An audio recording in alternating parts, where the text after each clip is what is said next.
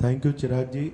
आपने एक ऐसी संस्था बनाई, मुझे लगा कि मैं उसी एरा में पहुंच गया जहां से मैंने स्ट्रगल शुरू की थी। यहाँ पे बहुत से ऐसे लोग हैं जिन्होंने शंकर जी के साथ काम किया, जयकिशन जी के साथ काम किया।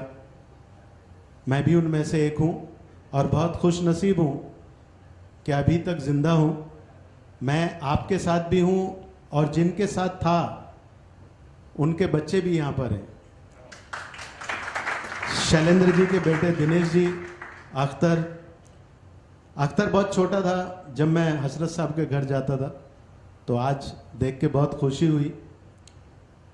मेरा शंकर जयकिशन के साथ जो रिलेशन है वो एक ऐसा रिलेशन है कि जब भी मैं उदास होता हूँ तो अपनी उस ज़िंदगी को याद कर लेता हूँ और खुश हो जाता हूँ कि ऐसा शायद सपनों में किसी स्ट्रगलर के साथ हो सकता है। मैं बॉम्बे में आया हरियाणा से, मेरा यहाँ कोई नहीं था और 8 साल की स्ट्रगल के बाद मुझे एक शख्स ने शंकर जी से मिलवाया और फेमस में गया। वहाँ मुझे काम मिला लादी साफ करना और उनकी गाड़ी धोना, और मुझे बोला कि तनख्वाह नहीं मिलेगी। मैंने बोला तनख्वाह नहीं मिलेगी चलेगा, लेकिन मेरा एक ख्वाब था कि मैं इनके गाने जब अपने खेतों में सुनता था, जब वो गाने बजते थे तो मैं सोचता था कि मैं भी एक दिन बॉम्बे जाऊंगा और मेरा भी ऐसे नाम आएगा। अपना नाम खुद ही बोल बोल के सोच लेता था। मैं शंकर जयकिशन के साथ गाने लिखूंगा, लोग मेरे गाने सुनेंगे। शंकर जी के साथ पहली मुलाकात मेरी 17 दिन बाद हुई।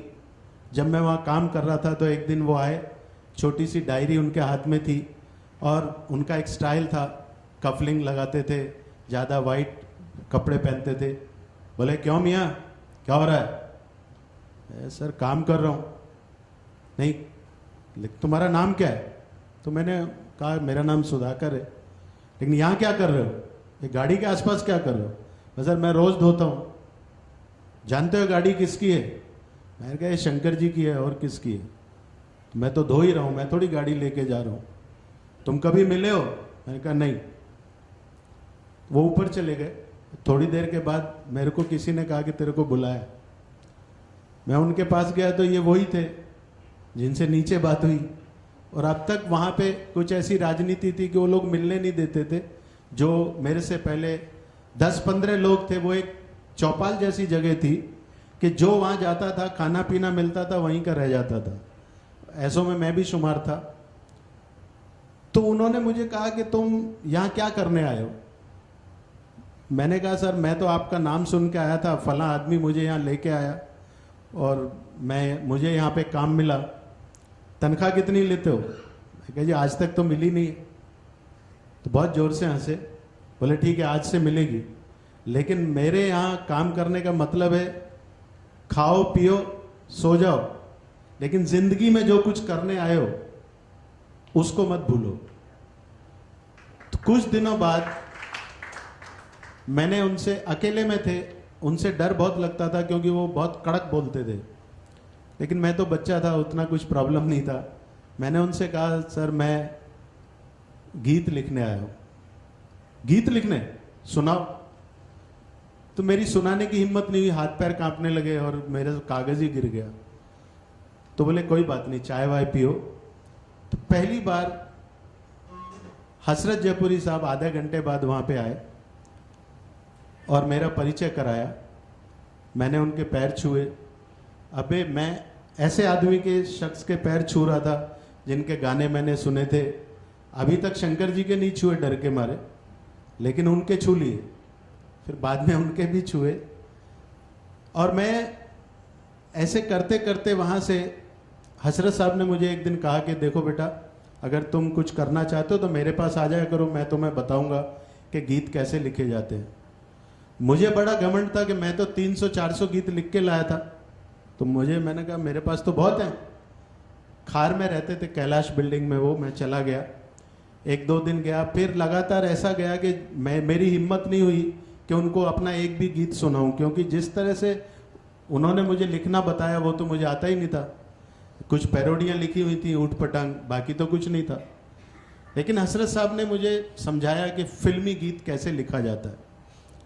मैंने कोशिश की सीखने की और मैंने उनको बाकायदा अपना उस्ताद माना।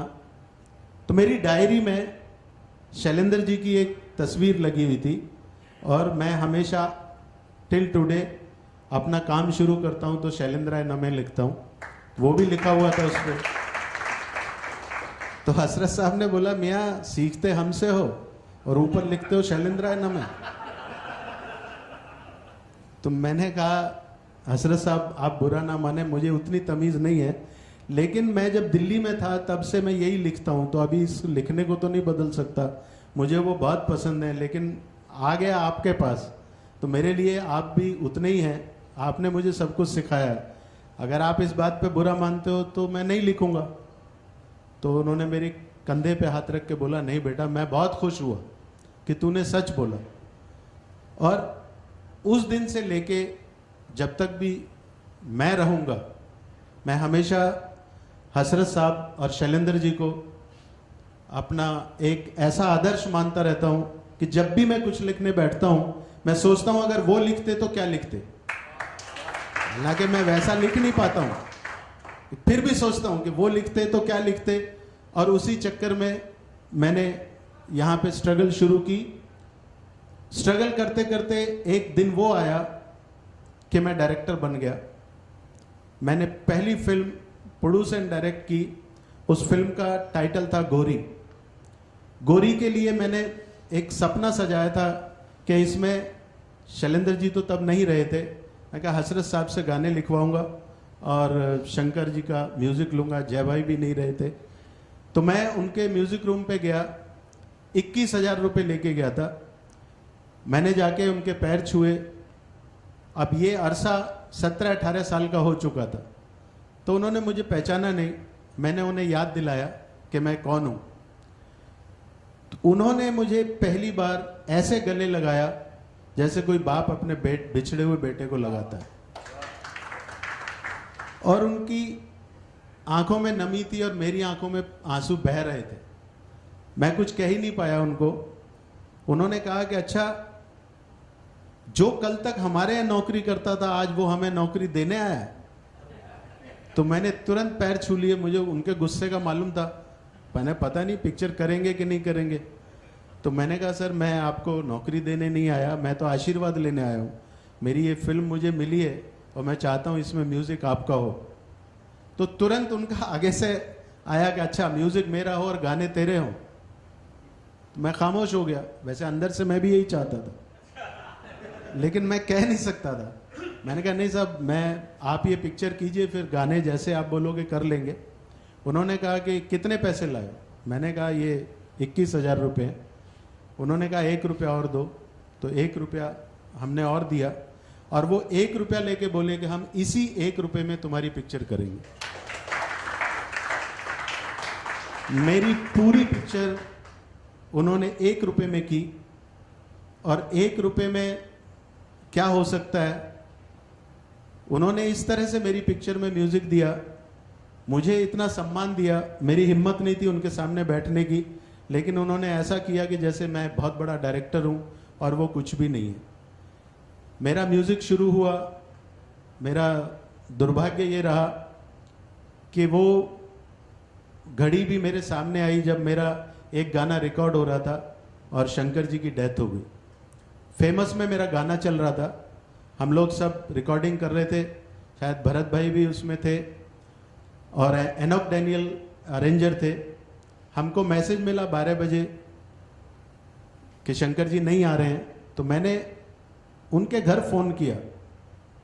ऐसा कभी होता नहीं था कि शंकर जी लेट हो जाएं। तो घर पे किसी ने फ़ोन नहीं उठाया। फिर दूसरा फ़ोन किया तो मुझे कहा कि शंकर जी ने बोला है कि आप घर पे जो है ना चाबियां भेज दो। ये गाना हो रहा था, उनके जो म्यूज़िक रूम था वो रिकॉर्डिंग स्टूडियो बन चुका था और इसकी चाबी लेके आ जाओ। मैंने कहा ऐसे कैसे हो सकता है, वो तो बोले थे कि मैं आ रहा हूँ। खैर मैंने डैनियल को बोला कि सर आप पैकअप कीजिए, क्योंकि उनके बिना हम गाना नहीं कर पाएंगे। अगर करेंगे और वो नाराज़ हो जाएंगे तो फिर क्या होगा। वो पैकअप हुआ और शाम को 6 बजे हमें पता लगा कि वो इस दुनिया में नहीं रहे। वो एक लंबी कहानी है, उनके साथ जो हुआ शायद आपको भी मालूम है। लेकिन मैं वो आखिरी गाना जो हम रिकॉर्ड करने वाले थे, बाद में वो डैनियल साहब ने रिकॉर्ड किया, और कई मित्रों ने फेसबुक पे कुछ ऐसा भी लिखा कि वो ट्यून डैनियल साहब की थी। ऐसा बिल्कुल नहीं है, वो कंपोज शंकर जी ने किया था, उसका म्यूज़िक शंकर जी ने बनाया था, लेकिन चूंकि शंकर जी नहीं थे, रिकॉर्ड डैनियल साहब ने ही किया और किशोर दा ने ही वो गाना गाया। तो मैंने जब ये फिल्म जैसे शुरू हुई तो इसमें एक और मेरे साथ दुर्घटना हुई कि इसका एक गाना था, गोरी हैं कलाइयाँ, पहनी है मैंने हरी हरी चूड़ियाँ। ये गाना सभी ने सुना होगा। ये मेरा गाना था, मेरे वर्ड थे, मेरा गाना नहीं आता है, मैं ऐसे ही बता रहा हूँ। मेरा वर्डिंग थी, गोरी है कलाइयाँ पहनी है मैंने हरी हरी चूड़ियाँ, गोरी है कलाइयाँ। और एक महान म्यूजिक डायरेक्टर ने मेरा गाना चुरा के आज का अर्जुन में दे दिया और उन्होंने कहा, गोरी है कलाइयाँ तू ला दे मुझे हरी हरी चूड़ियाँ, गोरी है कलाइयाँ। सेम गाना। ये गाना आया तो मैं कुछ कर नहीं पाया, क्योंकि मेरी उतनी बिसात भी नहीं थी कि मैं उन लोगों से टकराऊं, और ये गाना सुपर डुपर हिट हो गया। और एक फंक्शन में मैं बैठा था जब वो म्यूजिक डायरेक्टर बेस्ट गाने का अवार्ड ले रहा था। तो ये लाइफ है, चलती रहती है। शंकर जी के साथ जितना भी मैंने सीखा, जो काम किया, मुझे यही लगा, वो हमेशा कहते थे, बेटा जब भी कोई काम करो, तुम लिरिक राइटर हो, तुम डायरेक्टर हो, तुम प्रोड्यूसर हो, बहुत कुछ हो, लेकिन जब भी कोई काम करो तो ऐसा सोचो कि ये तुम्हारा पहला और आखिरी काम है। तो मैंने एक दिन उनको बोला, सर पहला काम तो समझ में आता है, आखिरी क्यों? तो उन्होंने कहा, बेटा आखिरी कब हो जाए ये तो तुमको नहीं मालूम है, लेकिन पहला है, अगर ऐसा तुम्हारे पास रहेगा तो तुम हमेशा अच्छा काम करोगे। तो मैंने उनको कहा, सर आपने इतने सब लोग बनाए, इतने प्रोड्यूसर बनाए, आज आप उनके पास जाते क्यों नहीं हो? आप जाएंगे तो वो आपको काम देंगे। तो उन्होंने कहा, नहीं, जमाना बदल गया, अब लोगों को शंकर जयकिशन जैसा काम चाहिए, शंकर जयकिशन नहीं चाहिए। तो मैं अगर वहां जाऊं और कोई मुझे काम ना दे और मैं बाहर बैठा रहूं, ये मुझसे बर्दाश्त नहीं होगा। जो है वो अच्छा है। और कुछ दिनों बाद उनको एक फिल्म मिली, सन्यासी। सन्यासी जब उनको मिली तो बहुत खुश थे और उन्होंने अपनी पूरी टीम जमा कर ली। उसमें लता जी भी थी और उसमें उनके अरेंजर थे सबस्टन जी।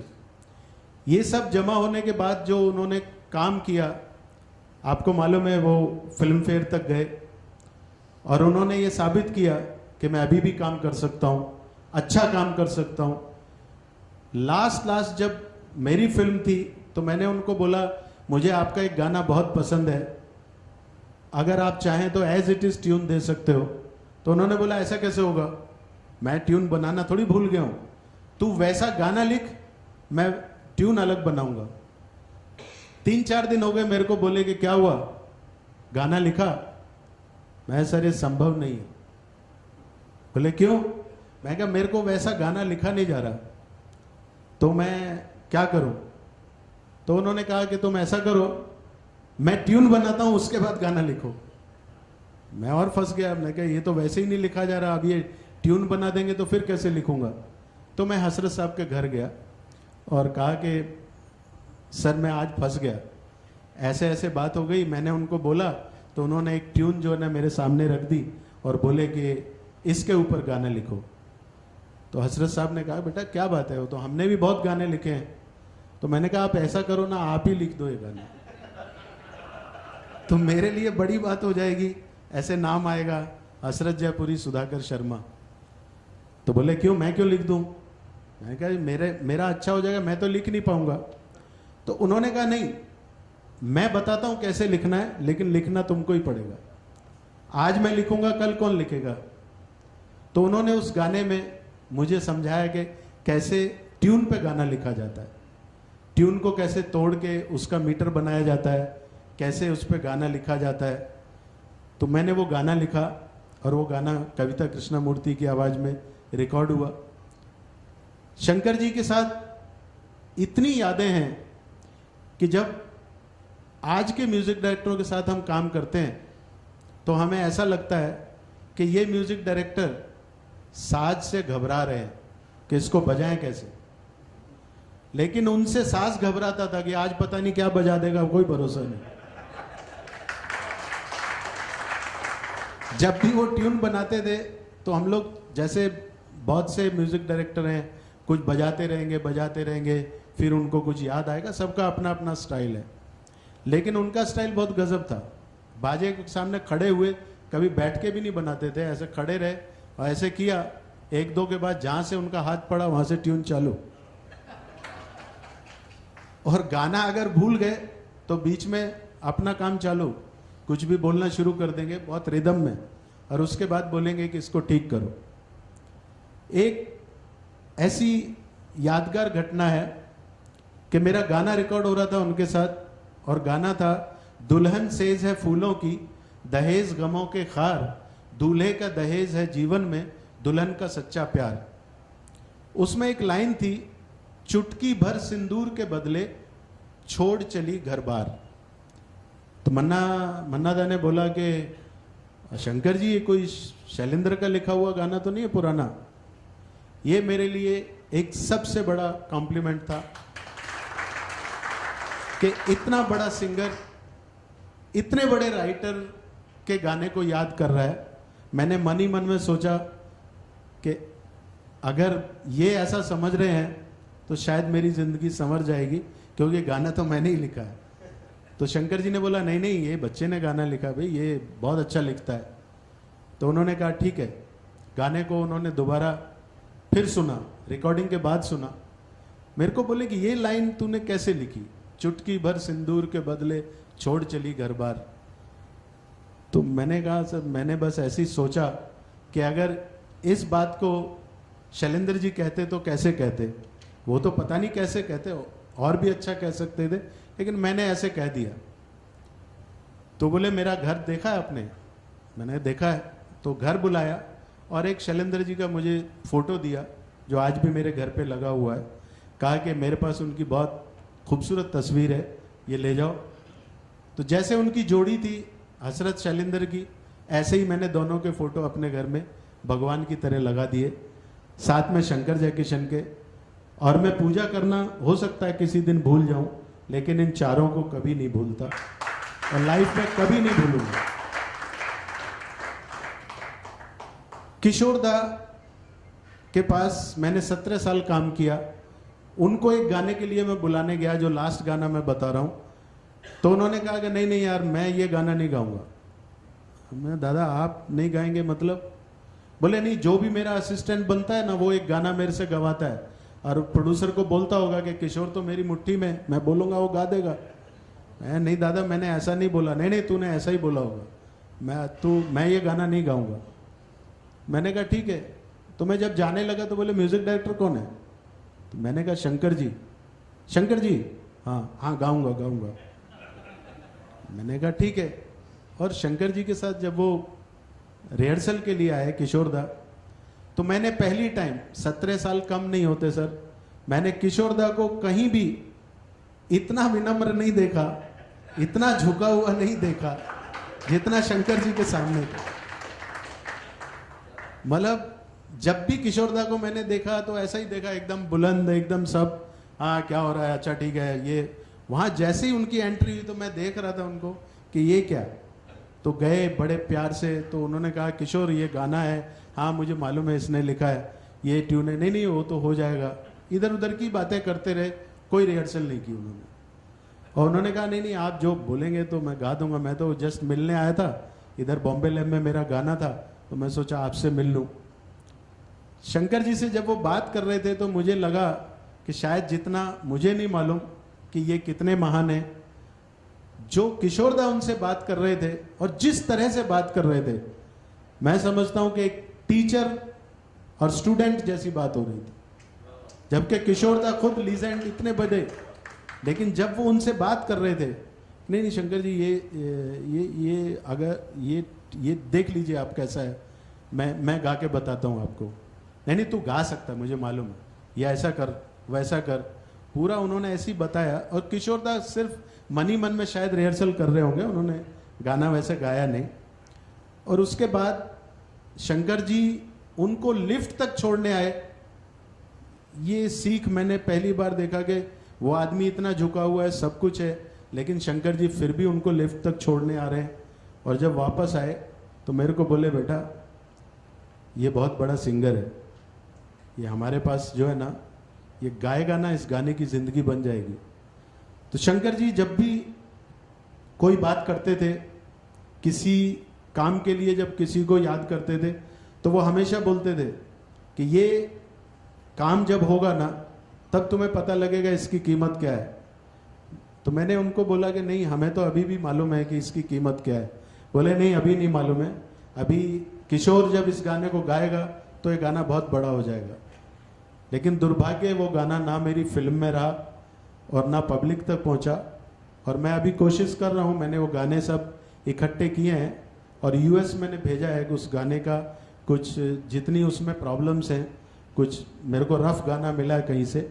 अगर वो होगा तो मैं, क्योंकि उनकी लास्ट फिल्म है और उस लास्ट फिल्म में मुझे ऐसा लगता है कि वो संगीत जो उन्होंने कंपोज किया, जो गाने उन्होंने बनाए, वो हम सब तक तो कम से कम आए। तो मैं कोशिश करूंगा कि उसको मैं आप सब तक पहुंचाऊं।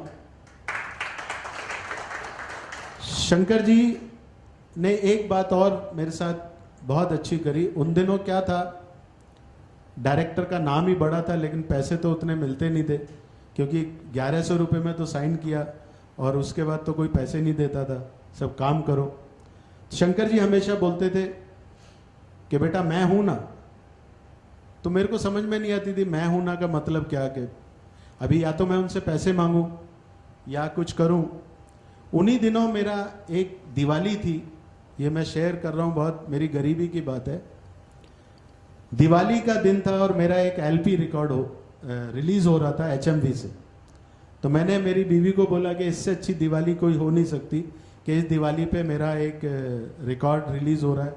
तो मैं जाता हूँ, काला घोड़ा के पास उनका ऑफिस था, लेकिन मेरे पास वहाँ तक जाने के लिए पैसे नहीं थे। तो मैं उन दिनों स्टोव पे खाना बनता था, स्टोव का तेल निकाला मिट्टी का और उसको दुकानदार को बेच दिया और टिकट लिया उस पैसे से। और मैं वहाँ से बांद्रा से ट्रेन पकड़ के वहाँ पहुँचा और उनके ऑफिस में दुबे जी शायद होते थे मैनेजर, हाँ, उनके पास में गया और उन्होंने बोला नहीं नहीं हम ऐसे कैसे आपको दे देंगे, इसके तो पैसे लगते हैं। लेकिन मेरे पास उतने पैसे नहीं थे, मेरे पास रिटर्न टिकट ही थी। तो मैंने कहा सर मैं सुधाकर शर्मा हूँ, मैंने गाना लिखा है, मेरा नाम है इस पे। अब हुआ यूँ कि बड़े एक राइटर और थे मेरे साथ, उनका फोटो था, मेरा नहीं था, मेरा कौन फोटो लगाता। तो मैंने कहा सर मेरा फोटो नहीं लगा है, गाना तो मेरा नाम है। बोले नहीं नहीं हम नहीं देंगे, आप जाइए आप मार्केट से खरीदिए। तो मैं ऐसे सीढ़ियाँ उतर के जो है ना, शायद पहली बार तो नहीं कहूँगा, 2-4 बार रोया, स्ट्रगलर रोते ही रहते। लेकिन उस टाइम मैं दिवाली पे मेरे आंसू आ गए और मैं सोचा कि यार क्या फ़ायदा काम करके। देखा एक बड़ी गाड़ी में से शंकर जी उतरे और उन्होंने देखा तू यहाँ क्या कर रहा है। तो मैं एकदम से आंसू आ गए। मैंने बोला मैं आया था मेरा रिकॉर्ड लेने के लिए और ये लोग मेरे को दे नहीं रहे। बोले काय का रिकॉर्ड। मैंने कहा मैंने इससे पहले एक आपके साथ जो काम किया उससे पहले भी एक फिल्म मैंने की थी, लेकिन उसका अभी रिलीज हुआ है। बोले चल मेरे साथ। वो लेके मेरे को ऊपर गए, दुबे ये सुधाकर शर्मा है, इसको 4 रिकॉर्ड एलपी दे दे। मैं बोल रहा हूँ और वो सब ऐसे, पूरी कंपनी ऐसे तहल, मतलब सब हलचल ऐसे हो गई जैसे यहाँ पता नहीं कौन आ गया और मुझे 4 एलपी का एक पैकेट उन्होंने दे दिया। जो शंकर जी से मैंने लिया वो भी मैंने फ्रेम करा के, बजाता नहीं हूँ, खाली फ्रेम करा के रख दिया मैंने, क्योंकि एक तो लाइफ का पहला और वो शंकर जी ने मुझे दिलाया। तो आज जो कुछ भी मैं हूँ और जहाँ तक पहुँचा हूँ उसमें शंकर जयकिशन के शंकर जी, हसरत जयपुरी साहब, इनका इतना हाथ है कि मैं इनका कर्जा तो शायद नहीं चुका पाऊंगा, लेकिन हाँ, मेरी जिंदगी की जितनी रोटियां हैं सिर्फ इनसे इंस्पायर होके ही मैं खाता जरूर रहूंगा। धन्यवाद।